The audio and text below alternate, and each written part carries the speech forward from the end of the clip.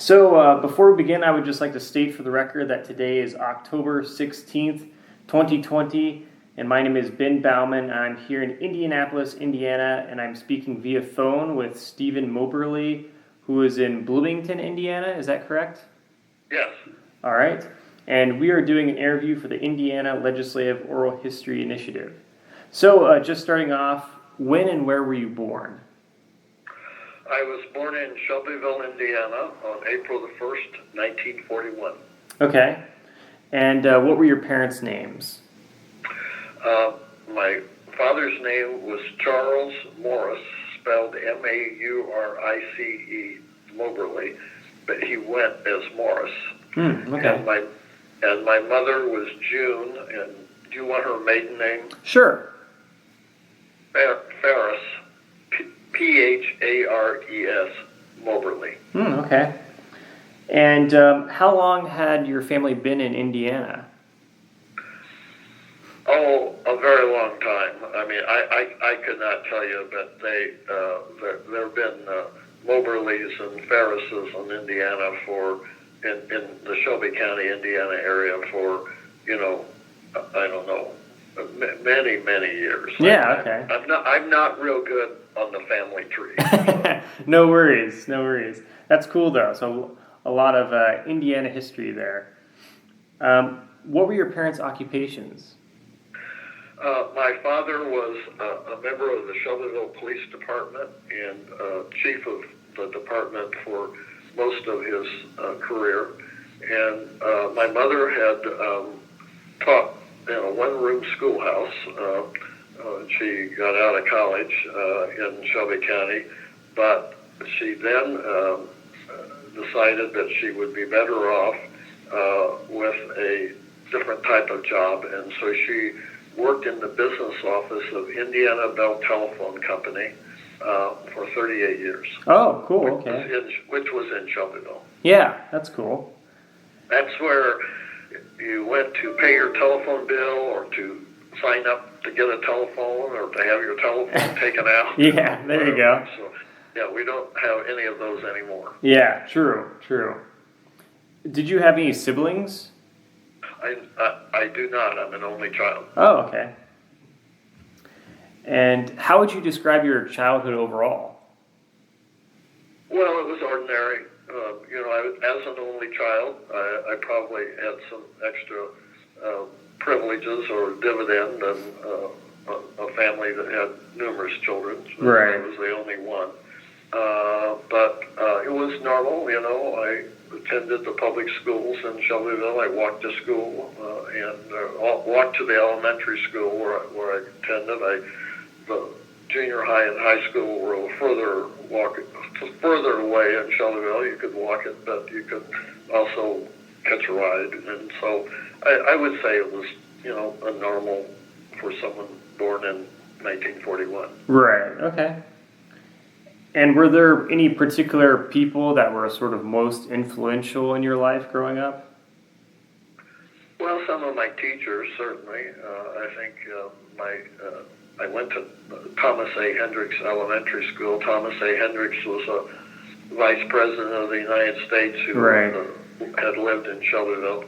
I had some wonderful teachers there, and the same way at Shelbyville Junior High and Shelbyville Senior High. I think, that I felt that I got a good education, and so I had a very positive feeling about my education in the Shelbyville school system. Yeah, that's great. Now, did you know much about your family's political views growing up? I did. My parents were interested in politics. They were Republicans. Okay. And my grandfather, my father's father, had served as the township trustee for Addison Township, which is the township that Shelbyville is in. And the Ferrises, my mother grew up on a farm in eastern Shelby County, and the Ferrises were Republicans, and the Moberlys were Republicans. and so there were never any domestic disagreement about politics. Yeah, okay. Now, in terms of growing up and going to school, were there any particular favorite subjects or extracurricular activities that you were part of? Well, I would say I played tennis Okay. in high school, and in high school we had what was called the Forum. It was an organization that you were selected for, and it met monthly and discussed current events. And Oh, cool. there would be information about the topic in the library, and you were expected to go in and read through all that before the meeting of the forum. It met in the evening. There was a faculty sponsor, Ray Henshaw. And so I was interested. I was on the student council, and I was editor of the school newspaper, and so I did those types of extracurricular activities. Yeah, okay. Now, let's see. As a child, what were your views about the state of Indiana or about being a Hoosier? Well, I don't know that I had any, as a child, I don't know that I had any views Okay, about being, sure. Hoosier or the state of Indiana. I think it was a pretty normal childhood, and so I had the benefits of what Shelbyville had to offer, which was a pretty good park system and a pretty good school system. And the public library was 3 blocks from my house, and I became used the library a lot. I was a reader. Yeah, okay. And so all of that was a very positive thing for me. Sure. Now, where did you attend college? I attended Indiana University in Bloomington for 4 years as an undergraduate, and then I stayed 3 more years and got a law degree. Nice, okay. And what was your bachelor's degree major? I was a history major. Oh, history major. Okay, cool. And what made you choose history? Well, it was something I enjoyed, certainly in reading about in high school. And I actually, because I had been the editor of my high school newspaper, when I came to IU, it was kind of, and I attended the Indiana High School Journalism Institute in the summer before my senior year in high school, and was in their editor's workshop for 2 weeks in Bloomington. And I kind of thought I would maybe become a journalist, but I changed my mind at the end of my freshman year and decided to major in history. Yeah, okay. It's always a topic that I've been very interested in. Yeah, that's great. Were you involved in any clubs or organizations in college? Yes. I got involved in campus politics, not Republican or Democratic, but there were 2 campus political parties. In my freshman year, I got nominated for a freshman class office and elected. Same for my sophomore year. I was elected junior class president, and I ran unsuccessfully for student body president. Okay. So looking back at your college experiences, how would you view those experiences overall? Well, extremely favorably. I am very closely connected to Indiana University. Have always been involved in alumni activities. When Jim Madison was chair of the history department, Donald Carmody, does that name ring a bell with you? He was kind of Mr. Indiana history. He was on the faculty of IU. Oh, yeah, a little bit. And he was one of my history professors at IU for Indiana history. Dr. Carmody was still alive, but was elderly. But anyway, there was an effort to fund a chair in his name. And I and another friend of mine who was a lawyer in Rushville, John Worth, we were the co-chairs of the campaign to endow the Donald Carmody Chair in Indiana history, and we raised over $1 million to do that. Wow, that's incredible. Jeez. Cool. And the chair is still in effect. And it was they just changed after Jim Madison held the chair for a while. Then Eric Sandwies did, and now that someone has left Indiana State University History Department and has come to the IU History Department and is holding the chair. Oh, okay. Interesting. Wow.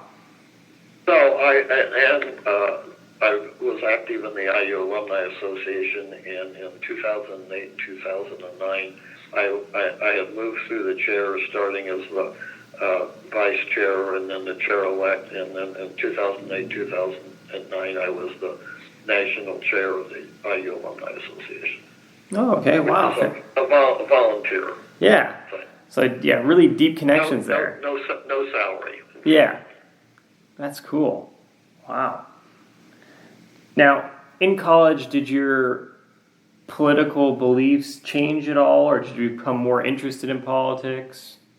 Well, yeah, I certainly joined, the Young Republicans at IU, and I had a history professor, R. Carlisle Bewley, who had written a two-volume history of the Old Northwest, which, of course, Indiana was a part of.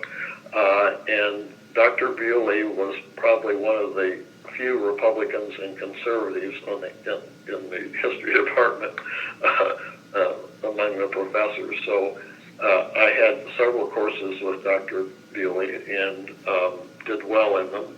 And he was a very interesting professor and a compelling lecturer.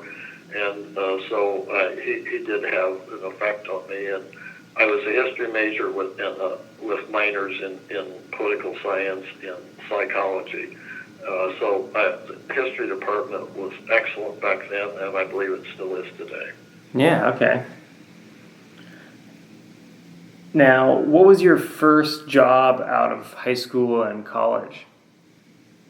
My first job was to return to Shelbyville, Indiana, and start practicing law with an established attorney there. His name was George Glass. Okay. And where did you see yourself going after that? I continued. I became involved in certain, civic activities in Shelbyville and in Shelby County Republican politics. And I just thought that I would be interested in serving in the legislature someday. And so in 1971, I applied to be one of the attorneys for the Republican majority in the Indiana House of Representatives, and I was chosen. There were three of us. This work was just during the legislative session, which was like early January through the end of April, and then I did that again in the 1972 session, and which was the short session of the legislature. It was over in mid-March, so that kind of whetted my appetite to serve in the legislature, and so I ran in the Republican primary in May of 1972, and I had two Republican opponents. I won, and then it was a great year to be a Republican. 72, Nixon was running for his second term, and he was running against George McGovern, who was not a saleable commodity in conservative Indiana. Mm-hmm. And so it was a big Republican landslide. Yeah. And I got, I think, about 63 or 64% of the vote. And the Republicans ended up with a majority in the House of 73 seats. But Watergate reared its ugly head, and Richard Nixon did some things that he shouldn't have done. And so 1974, when I was running for my second term, my plurality dropped from almost 2-1 to 55%. And the Republicans lost 29 seats in one night in the Indiana House of Representatives. They went from 73 seats to 44 seats. Wow. So I was in the minority for the next 2 years.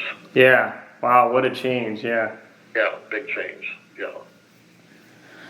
And so when you got out of college, was that kind of the path you were thinking, that you go, practice law, then perhaps get involved in state politics? Probably, yeah. Many lawyers. I think there are fewer lawyers in the legislature today than maybe in the past. But yes, that is often a path to service in the legislature or Congress, because you're familiar with laws as an attorney, and sometimes you want to participate in the process of changing them. Right. Yeah, it makes total sense. Now, when, if at all, did you get married? I got married later in life. My wife and I were married in 1991. Oh, okay. And we were classmates at IU, but we took different paths and reconnected years later, and we were married in 1991 and moved to Bloomington in 2004. Okay, great. So that was, I guess, the year after you retired from the legislature? Well, actually, I retired from the legislature, and I did not seek a 10th term. I retired from the legislature in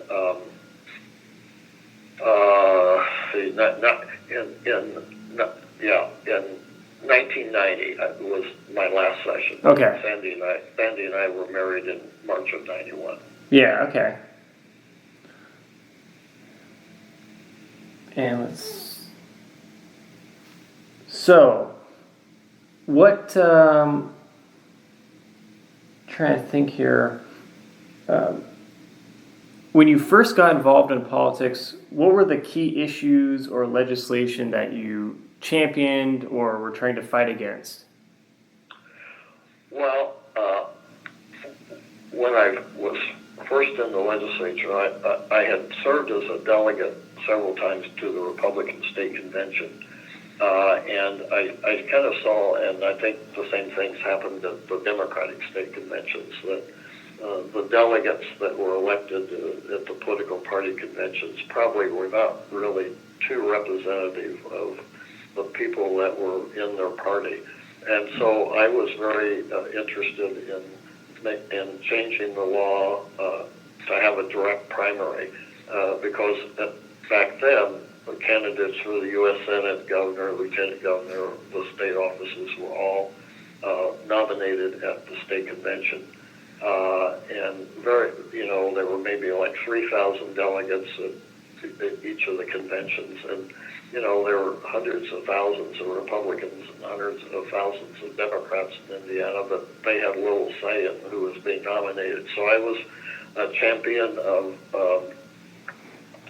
having a direct primary to include U.S. Senator and governor, and that was something I championed as a freshman, and finally we were able to get that passed in Governor Bullitt and signed it into law in 1975. Interesting, okay. And so that was one of my main interests. Yeah, okay. When I was elected to the legislature, I was the president of the Board of Trustees of the Shelbyville Public Library. And so public libraries had always been one of my interests. And after I got elected, I got a call from the director of the Anderson Public Library, and he said, word has reached us, the library trustee has been elected to the legislature, and we have several bills we'd like to have introduced. Would you be willing to do that? So I started then also doing a lot of legislation for public libraries in to help them and also to protect them from some people who were not fans of public libraries. Yeah, okay. Interesting. All right. Who were your national political heroes or state or local heroes? Well, when I was in 1952, we got our first television set in my household, and so that summer I was able to watch the Republican national conventions and the Democratic National Convention. It's when General Eisenhower was running for president in the Republican Party, and his opponent was Senator Bob Taft from Ohio. My parents were for Taft, but I was for Ike. Oh, okay. And so that kind of spurred my interest in politics. And so Dwight Eisenhower was someone I also admired. Richard Nixon was, until he got involved in some things regarding Watergate that he shouldn't have been in. And and as far as state politics is concerned, Otis Bowen, when he was governor for 8 years, Bob Orr, when he was governor, I thought were high-class people that did a good job. Yeah, yeah. And so when you got involved in state politics and you were starting to run your own campaign, did you have a particular strategy? Well, when I was running, my family had a good name in Shelby County. Okay. My parents were well-respected individuals in the community, and I said, they helped me get into office, and then it was up to me if I wanted to stay there by, doing a good job and working hard. As far as my campaigns were concerned, I never spent more than $2,000 in any campaign. That would buy me some newspaper advertising in the Shelbyville News, the only newspaper we had. It would buy me a direct mail piece, and it would buy me a little bit of radio on the local radio station, WSVL. When I retired from the legislature and did not run again in 1990, the Democratic and Republican candidates for my seat, between them, raised and spent over $100,000. Wow. So I could see things were changing.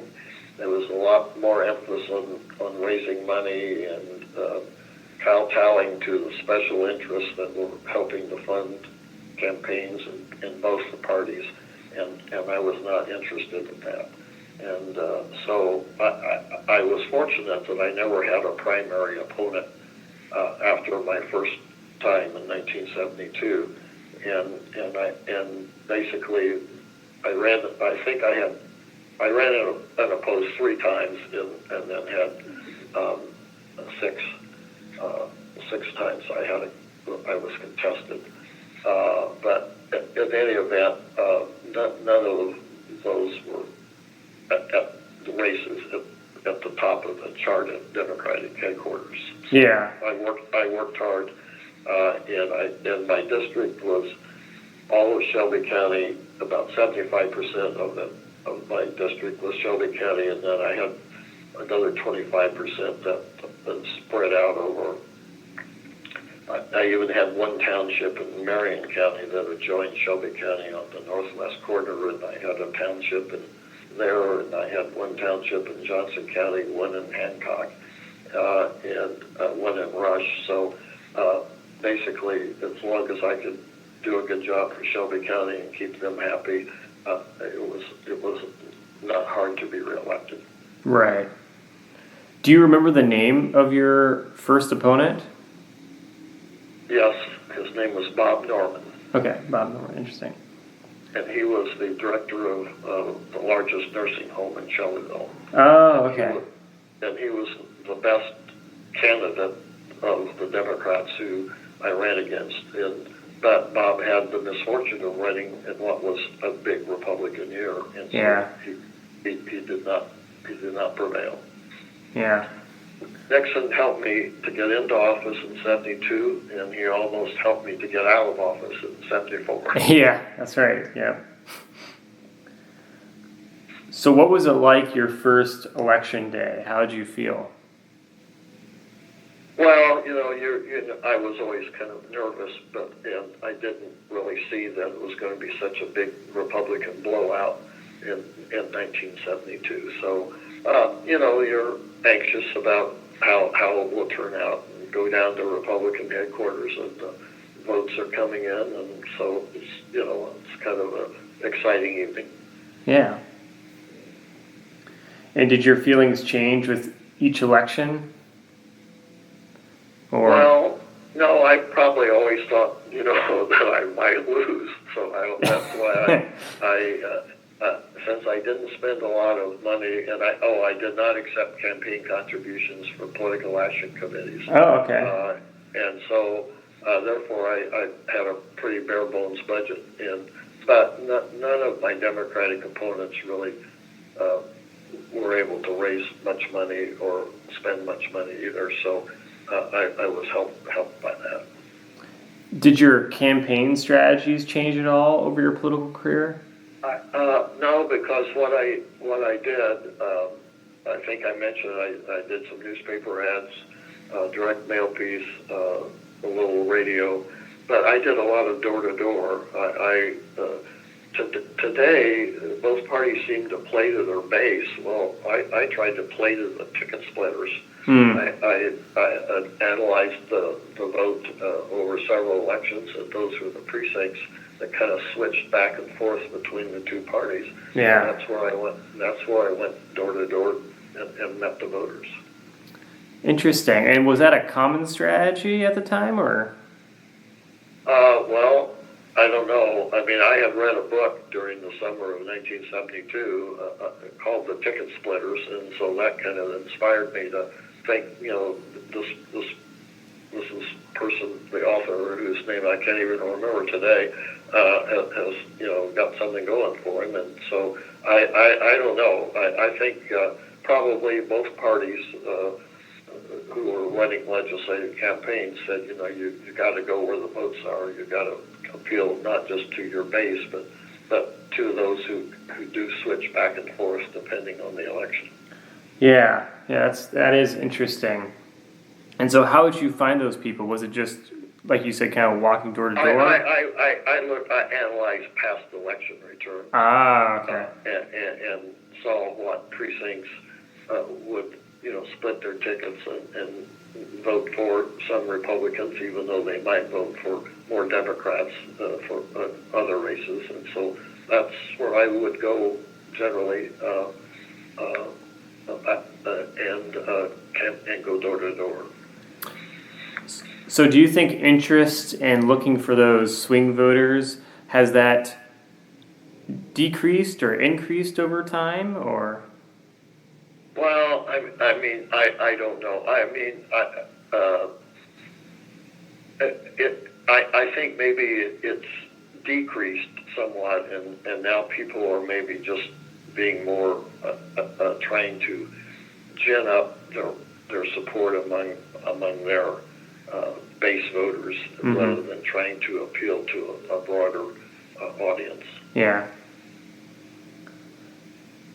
What were you thinking when you walked into the State House for your first day in office? Well, as I mentioned, I had been at the legislature as one of the three majority attorneys at the 71 and 72 session, which was a part-time job in the sessions only. So I wasn't, a complete newcomer to the process. Right. Because the attorneys' offices were little glass cubicles in the rear of each chamber, the Democrats on one side and the Republicans on the other. And so I sat there and I watched the proceedings, and I was frustrated because I couldn't get up and speak and I didn't have a vote. So then I ran and I got elected, and then I sat as a member and I was still frustrated. It didn't always turn out the way I wanted it to. Yeah, true.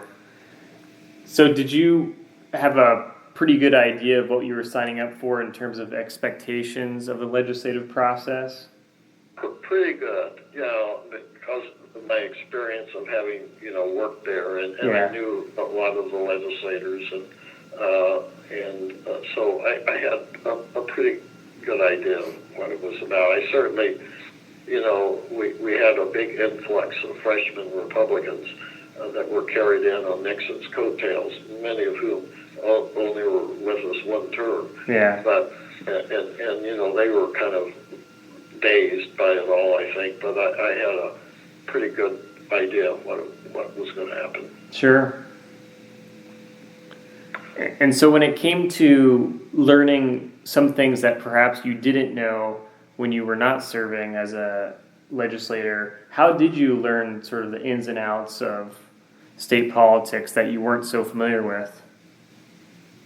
Well, probably just by watching and keeping my eyes open, my ears open, and talking to other people, and that were certainly there were certainly state legislators in the House that, had been there for 20 or 30 years, and so they were many, so you kind of had access to what their opinions were, and so you could kind of by osmosis pick up some of it. Yeah. So who were your political mentors then in the Indiana General Assembly? Well, I would say that Kermit Burroughs, who was a farmer from Peru, Indiana, up in north central Indiana, succeeded Otis Bowen as Speaker. And of course, I got to know Kermit during the 2 years I was one of the majority attorneys. So he was certainly someone that I knew and admired. I would say Kermit, and then Ned Lampkin, who was a doctor in Indianapolis, an internist, had been elected in 1966, and he became the majority leader, and so Ned is someone that I still keep in touch with, and he and his wife, and Ray Richardson, who was a lawyer from Greenfield, joining Shelby County on the north. Ray and I had served together in the student senate. He when he was in law school and I was an undergrad. But so talking with those folks, I learned a lot. Yeah, that's great. How did you know the needs and wants of your constituents? Well, I devised a questionnaire before I got elected. I did two things before I got elected. After I was elected, before I took office in January, and I went to the editor of the Shelbyville News, and it was, I think, a fair questionnaire that on what were going to be the main issues, and asked if they would run it, and that no one had ever done that before. Okay. And so that was a way, and people mailed them in. There was no internet then. It was, and so I got a good sampling of how people felt on the issues. And the other thing I did at the end of my first year in December, and then maybe the first 2 weekends in January, I had eight town meetings around my district, 8 in Shelby County and 2 in Franklin Township in Marion County. And on Saturdays, I would go have a couple in the morning, maybe from 9 to 10, and then 11 to 12, and they were publicized, and people would come. Sometimes I'd have a decent turnout, and other times I might have one person. But that gave me a sense of what my constituency was interested in. Yeah, okay, that's great. I did that every December while I was in office. Oh, okay. Now, you might have already mentioned it, but what was the first bill you sponsored? About the direct primary election. Okay, yeah. And then some of the library bills. Right. So when you were in the Indiana General Assembly, what was the sort of typical interactions like between the majority and minority parties? Well, of course, the first 2 years, the Republicans had 73 seats, and the Democrats had 27, so the Republicans were in complete control. And then, after that, 1974, we had a reversal. The Democrats took control, and we Republicans were in the minority. So after you've been in the majority and pretty much had your way in control, and then it's kind of a humbling experience to no longer be in control and no longer calling the shots. So I think it's good sometimes to alternate that, and maybe it takes some of the arrogance out of the majority also when they find out what it's like to be in the minority. Oh, sure, I bet. What were the regular interactions like with other members that were like formal and informal? Well, of course, each party has caucuses, especially on the major issues, and you get together with your fellow Republicans and you talk about the bills and the pros and cons and what maybe needs to be changed in them, and etc. And then as far as the Democrats, there are a number of social obligations, or not obligations, but opportunities, both during the day and then at night, because I commuted back and forth from Shelbyville to Indianapolis and Indianapolis to Shelbyville. I did not stay in Indianapolis in a hotel. Shelbyville is only 27 miles from downtown Indianapolis off of I-74, so I came back every night, which also enabled me to do some law practicing, because the committees meet during the morning, and then the floor sessions would start like at 1 or 1:30 in the afternoon. So if I didn't have a committee meeting in the morning, I could stay in Shelbyville and practice law. Okay. So, you have opportunities with your colleagues through, interaction on bills, some of the bills that you're the same authors or co-authors on, and through the caucuses, and then through some of the luncheons or social events when interest groups that have people from your home district that are coming up for those. You could go to some of those. Yeah, okay. Were there any differences between members of the House and Senate? The Senate, the House of Lords, yes. We were the people's house in the House. They were the House of Lords, because there were 50 of them and there were 100 of us, and so they were special. Yes.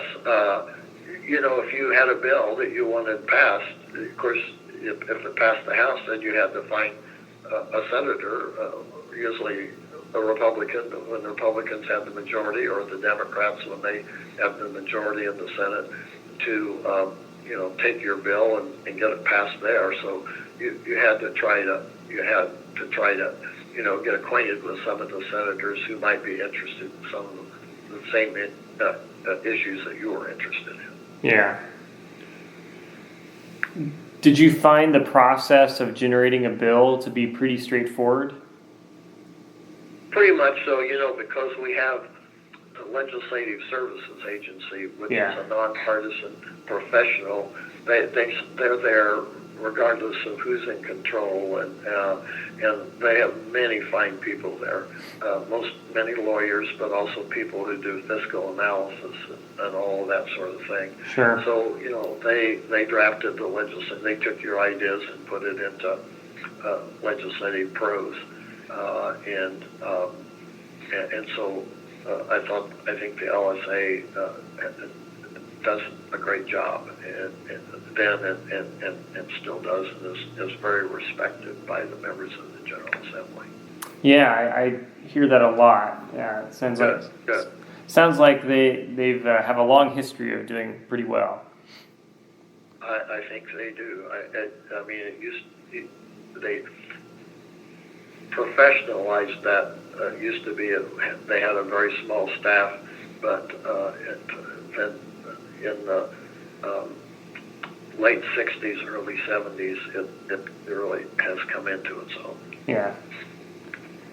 How did you go about garnering support for legislation? Well, you know, when the bill is first filed and it is assigned to a committee, you had to go and visit the individual members of a committee in the House, or if it had passed the House and was over in the Senate, you had to go to the senators that serve on that committee, or the House members that sort of explain the bill and ask, you know, that you hoped that they would support it. Yeah. Was there any complexities regarding trying to get votes for certain legislation where you'd have to do, sort of get to know people more perhaps and develop rapport with people in and outside of formal votes or committee meetings? Well, yeah, I mean, over the years, I mean, there were people that you worked with in the House that would either not run again or be defeated, in the same way in the Senate. So, there was always new blood being added. Yeah. So you had to, make new contacts and et cetera. Did you have a sense of how people would vote prior to actually voting? Oh, on some issues, yes, but there were always surprises. Okay. And how influential were party leadership? Well, yeah, they were influential. I mean, influential more with some members than they would be with others. Okay. When Governor Bowen got elected, he had been the speaker, and he had a property tax plan that had certainly some good parts in it. I voted for some of it, and I did not vote for parts of it.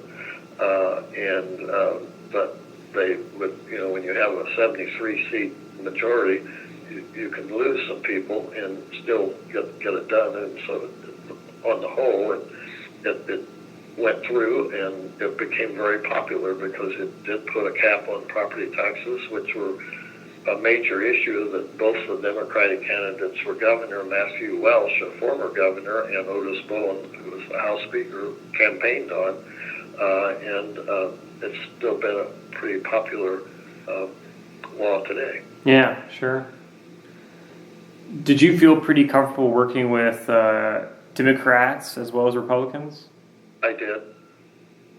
I did, because there were certainly Democrats who were, interested in some of the same things I was interested in, and so most of the legislation that comes up for a vote is not a partisan matter. Yeah. I mean, some of the high button issues are, but most of it is pretty routine stuff.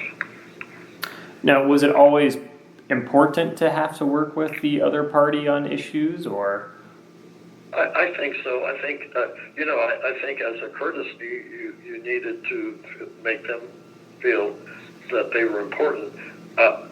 After my first 2 years, I was in the majority, then 2 years in the minority, and then in '76,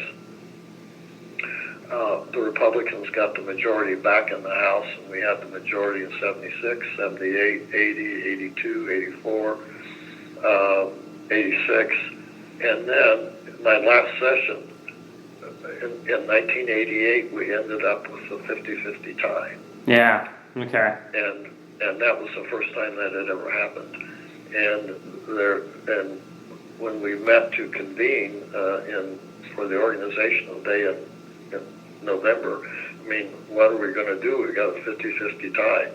Well, eventually two parties leaders really worked out an agreement. We had co-speakers, we had co-committee chairs, we had co-clerks of the House. I mean, everything was split down the middle. Wow. It was chaos. Yeah, actually. That's crazy. It was more than crazy. Because it's just, and it's happened once since then. Yeah. Yeah. Wow. Actually, I feared that would happen someday because we had some very close divisions in the House before we ended up with a tie. And I had a constitutional amendment that I introduced for several years that would add one member to the House. We'd have 101 members. And people said, well, why don't you reduce it to 99? And I said, that would never pass because every member of the House would think that their seat would be the one that would be abolished. Yeah. And so, in my last session, I did get it passed to the House, and it passed the Senate to add the one member. But then when I was gone, and the person that picked it up and tried to get it passed, the constitutional amendment, it has to pass two differently elected sessions of the legislature, and so it passed one session to add a member, but then when it came up for the second time, she tried, but she couldn't get it done. Okay, sure. What would you say the public does not know about the Indiana General Assembly and how it operates? Well, they don't know a lot about it because really their interest is in maybe the big hot button issues, whether it's taxes or social issues or whatever. I mean, I would have people say to me in Shelbyville when they would see me on the street during the winter, they'd say, what are you doing home? Why aren't you in Washington? I mean, it's hard to believe, but it's true. Yeah. I mean, they know you're in the legislature, but they did not know that you were not in Washington. You were in Indianapolis. Interesting. People have, kind of. It's a pretty superficial understanding of government. Yeah. And which is a shame. why do you think that is, too? Well, because they have so many other things they're worrying about: their jobs, their children, their spouse, their health, and they read about it, and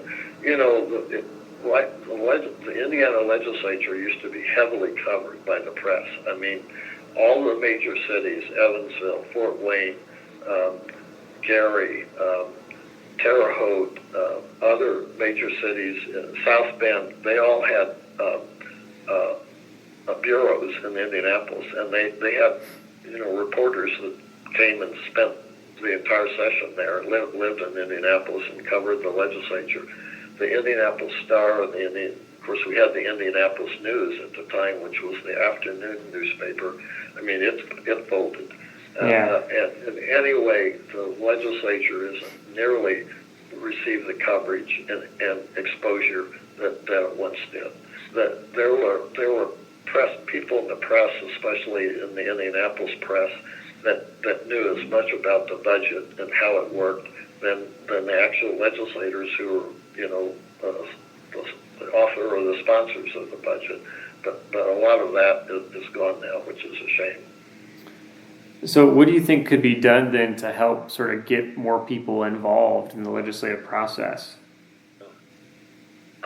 Well, I think legislators need to, and I think some are, but I think legislators need to do a better job of getting out and taking and meeting their voters and trying to, have attend public forums and answer questionnaires on the legislation, and not just rely on the partisan makeup of their district. Sure. What were the most controversial legislative issues during your time in the General Assembly? Well, taxes, obviously, the property tax program in 73 and 74, the Equal Rights Amendment, abortion. That issue kind of started in, I think it was 1973, when the U.S. Supreme Court had a ruling there. Also, we had phosphates in detergents was a big issue early on. Okay. I mean, you don't hear anything about that anymore because that's all changed. I'd have to give deep thought about some of the other major ones over the years. Seat belts in cars was very controversial for a long time. Finally, we got that done. But it's and of course I've been out of the legislature since 1990, and so there's been a lot that's happened since then. Sure. And so I guess you're talking about a few big things. What about the tax controversy? What was going on? Was it just about whether they wanted to raise taxes or not, or? Well, like always a hot button issue. We used to have usually we'd have the general fund budget, then we'd have a budget for education for the public schools, and then we would have a budget for highways. And of course, there were always attempts to increase the gasoline tax, and that was always controversial. And then the school funding formula, how the money for education is divided up that goes to all the various school corporations in the state. So now they have it all rolled into one budget, and so but all of that is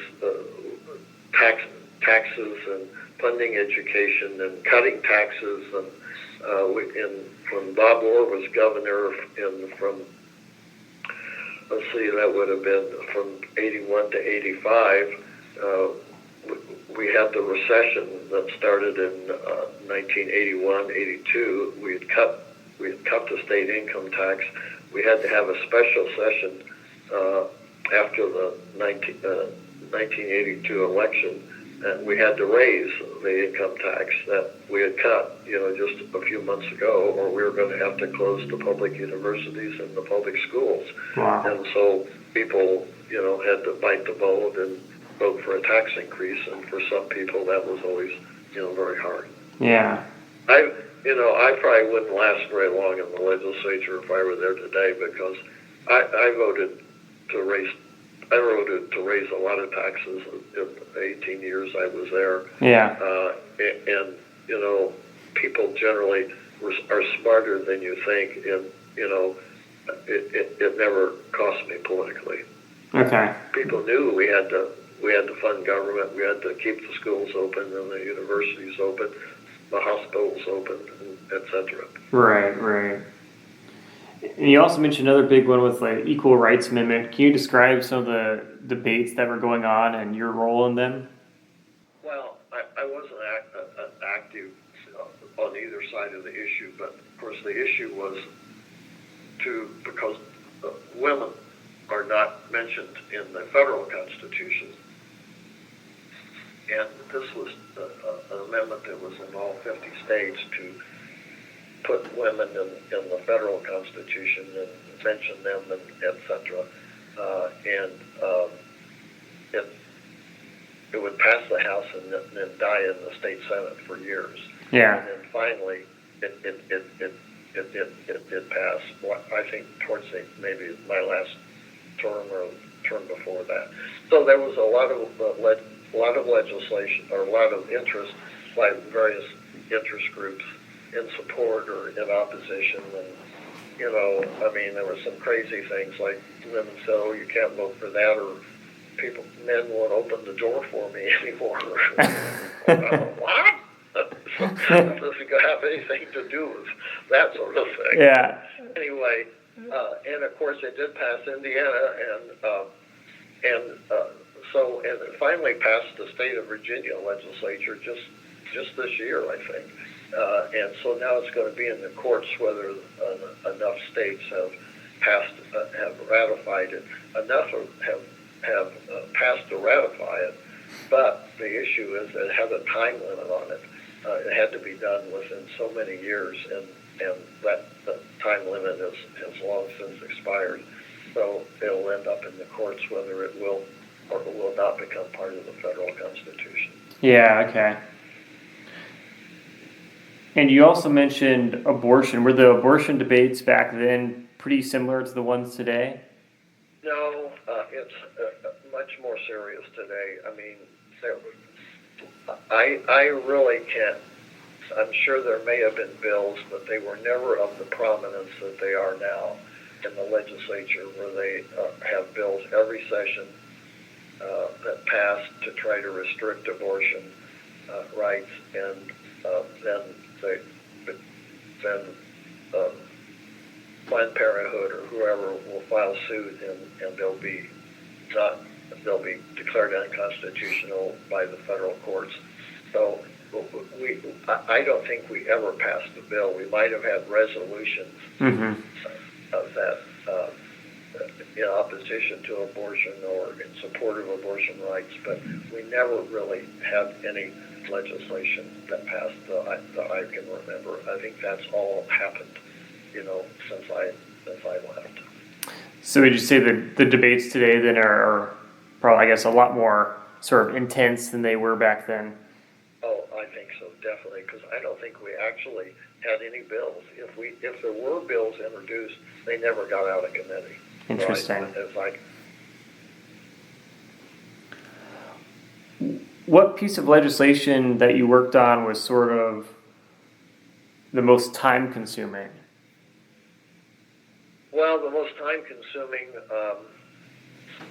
when Kermit Burrows was Speaker in 76, 77, 78, he promised both the Indiana Association of Cities and Towns, which is now called AIM, I don't know, Accelerate Indiana Municipalities or something, I don't know why they changed their name, and the Indiana Association of Counties, that he would sponsor and set up a blue ribbon commission to look at local units of government and see what could be changed and modernized, etc. And so that his bill to establish a local government study commission became law in 1978, and I was appointed to the commission, and I was elected as the chairman. And Frank McCluskey, who at that time was the Democratic mayor of Bloomington, was elected as the vice chair. We had a blue ribbon commission that consisted of people from business, labor, the League of Women Voters, city government officials, county government, township, and we had our own staff and offices over in the ISTA building, and we rewrote all of the laws, local government laws in the state of Indiana, into a new chapter of the Indiana Code. Wow. And we recommended the repeal of over 200 archaic laws. And we enacted home rule in a limited sense that could be for programs and that, not fiscal home rule, but we did do some modernization on what things you could, counties and cities and towns could do by local ordinance. So that was a 3-year project, and I was pleased with the way that turned out, and so were the city and town people and the county people and the township people, and it was a very good project. Sure, okay. What would you say was your proudest moment as a legislator? Well, I was proud of that, but I was besides the direct primary, I was also interested in opening up government for public inspection, and I was one of the authors or sponsors of the open door law that guaranteed the access of the public to public meetings of governmental bodies. And then after we got that initially passed, then I was the author of 2 bills in 2 different sessions that strengthened that. Also, the open records law, I was not the leading person on that, but I guaranteed the public to have access to public records, to be able to read and inspect them, make copies and all that. So I was always very interested in public access legislation and that area, those areas, and in the local government study commission, I consider to be my major achievements as a legislator. And was one of those called like the open door law, or? Yes. Okay. Yes. Got it. Yeah, I remember reading something about that, and but okay, cool. Yeah. it was a big battle because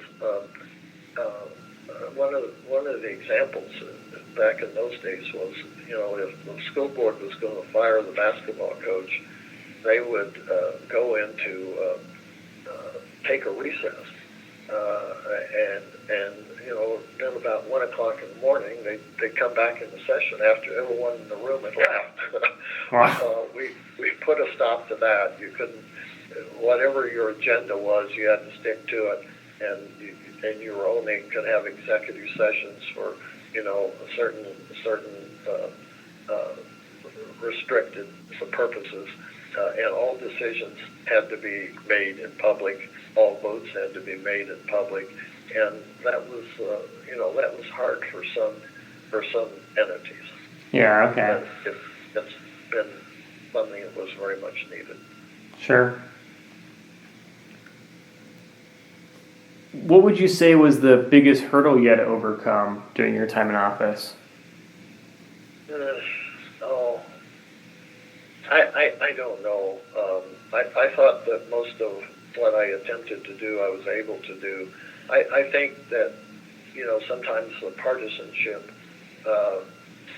and especially as the latter part of my career there, maybe got more intense, and there was a lot more interest. There's a lot more emphasis on fundraising and going with the groups that supported your caucus and all that. And when I saw that was happening, is when I realized I need to leave.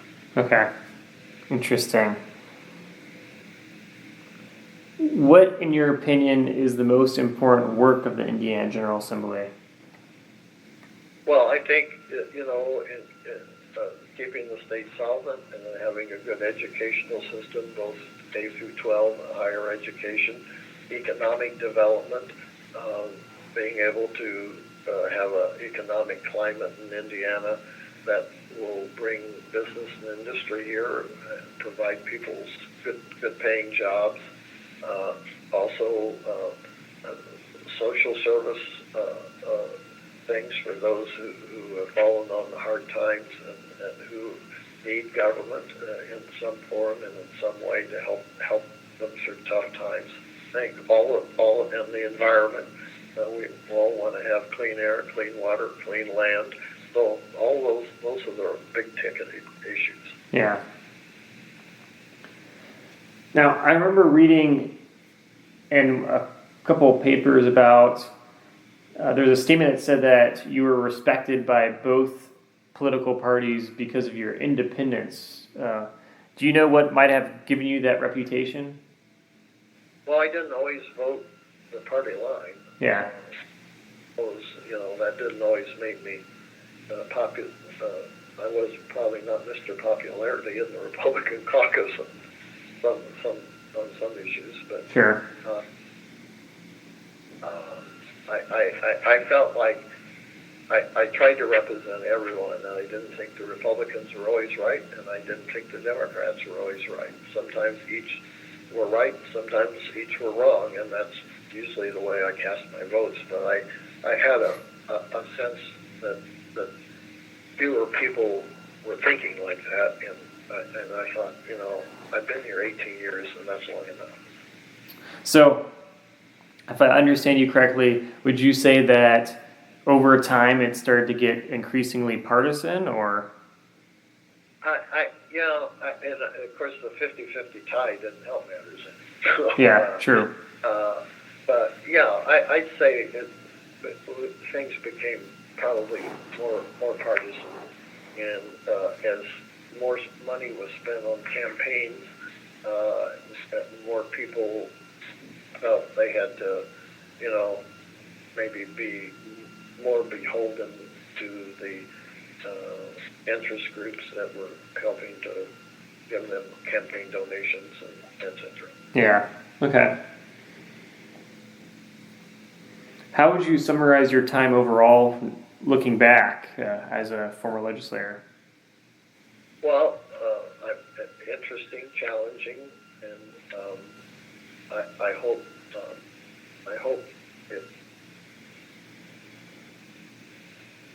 made a difference. Yeah. Do you have a favorite story or anecdote from your time as a legislator? Oh, not really. Okay. Not really. If I did, I've forgotten it. Fair enough. It's been a long time. Yeah, sure, I understand. What lessons, if any, did you learn? Well, that you have to learn to get along, learn how to get along with people that don't necessarily think as you do. Yeah. Because in the legislative process, not everyone's background or information is identical to yours, and so you have to try to work with them, maybe even educate them, help them to understand, so I think that's important. Sure. Do you have any regrets as a legislator? Do I have any regrets? Yeah. Oh, I'm sure I do. I don't know. I probably maybe I shouldn't have stayed 18 years. Maybe I should have left after 14 years. Yeah. Maybe a little longer. I was.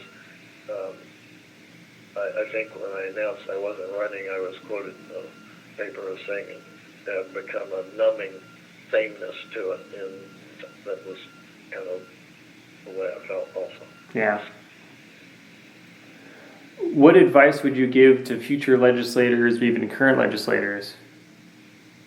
Well, I would say study the issues, be independent, and try to get around and meet your constituents and find out what they're thinking. Yeah, okay. See, last few questions for you here. How has the state of Indiana changed over the course of your lifetime? Well, it's certainly, I think, economically, business-wise, we have many more businesses and industries of, every different possibility. I mean, who had ever heard of technology in the way we know it today, or the internet? And so I think that's, a major change for us. And the public schools, the kind of, when I went to Shelbyville High School, we had Spanish and Latin, and now they have all kinds of foreign languages. And so I think that they teach, and so I think that education is certainly broader and more important today than it ever has been, because it offers so many more alternatives for various types of students. And I think the way we treat those with disabilities, both intellectual and physical disabilities, are much improved over the ways that it used to be in the 1940s and 1950s. And Sure. much more support for mental health. And so there's, many positive things about living in Indiana. Yeah, okay.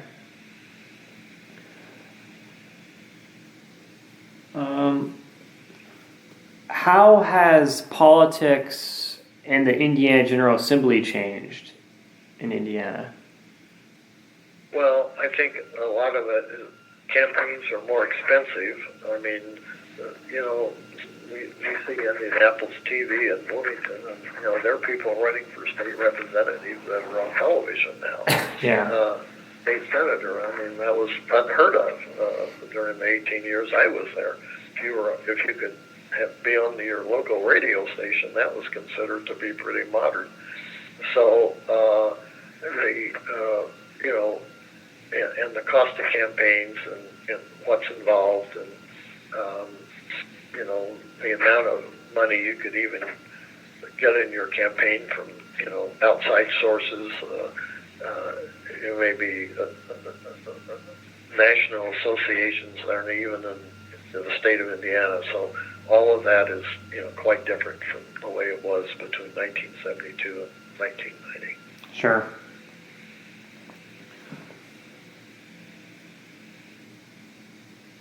What, if any, enduring qualities do Hoosiers still have or hold dear? Well, I think Hoosiers are still very interested in their families, and I think they have a good work ethic.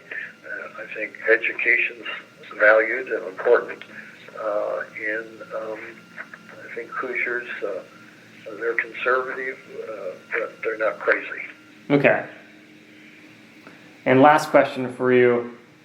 What do you want Hoosiers to know about their role in relation to the function of the Indiana General Assembly? Well, I want them to read about it in the news media, to watch about it on television, listen about it on the radio, try to get to know their legislators. Many of them probably will have town meetings around their districts, either before the legislature starts or during the legislature. And I hope that they will participate and attend and learn about the government that's trying to represent them. Yeah, absolutely. Well, is there anything that I didn't ask that you want to mention? No, you ran the gamut, I think. All right, fair enough. Well, yeah, thank you so much for taking part in the project. It's very helpful and it means a lot. So I'll probably be in touch in the near future and let you know when we finally get it posted online. Oh, okay, that'd be fine. And yeah, so if you ever have any questions or anything, feel free to reach out to me. But thanks Okay. again. Thank you very much. All right, Bye. take care. Goodbye. Bye-bye.